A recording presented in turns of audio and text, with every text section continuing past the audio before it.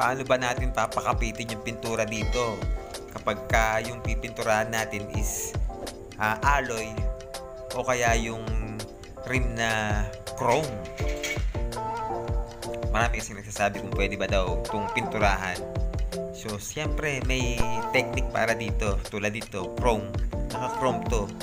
So, hindi nga talaga basta-basta kakapit dito yung pintura kapag pininturahan natin na naka-chrome yung ating pipinturahan. So, yung the best na gagawin natin dito mga paps is bubugahan natin to ng adhesive, yung tinatawag na plastic primer.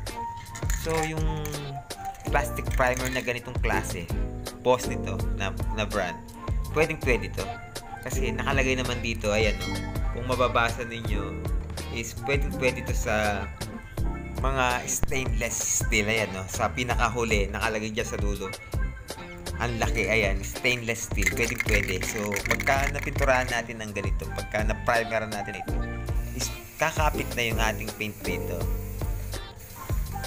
At least 2 coats is pwede na yan, paps. Pagkatapos is papatuloy natin ito ng 1 hour or mahigit.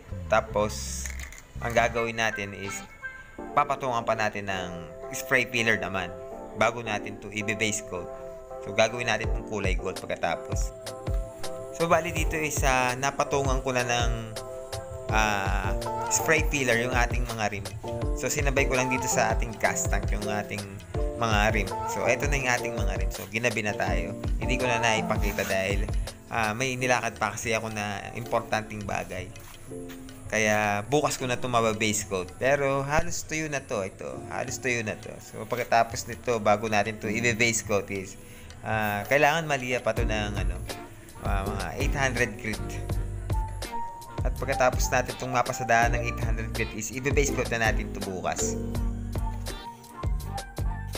So ito na nga pala yung kinalabasan ng ating base coat na kulay gold. So pinagalo ko lang dito is yung kulay na metallic quartz na silver. Pagkatapos nilagyan ko ng gold toner at saka kulay bronze, konting patak ng pula. So ganun lang yung pinaghalo-halo kong pintura. Hindi ko na naipakita kasi sa inyo. So gagawa na tayo ng vlog kung paano natin to i-mix yung kanyang kulay. So abangan nyo na lang yan mga paps. So hanggang dito na lang muna yung video natin. Sinyal ko lang kung paano pakapitin yung ating pintura kapag sa mga chrome na tulad ng mga rim na to, alloy at saka mga chrome. Maraming salamat nga pala sa mga nagbigay ng super thanks sa atin. So sobrang appreciate ko yan mga paps. Kahit na konting halaga is sobrang na-appreciate ko yan talaga. So sa mga gusto pang mag-donate sa ating channel is pwede rin kayong magbigay sa ating super thanks at meron din tayong GCash dyan sa ating description. So sobrang salamat sa inyo.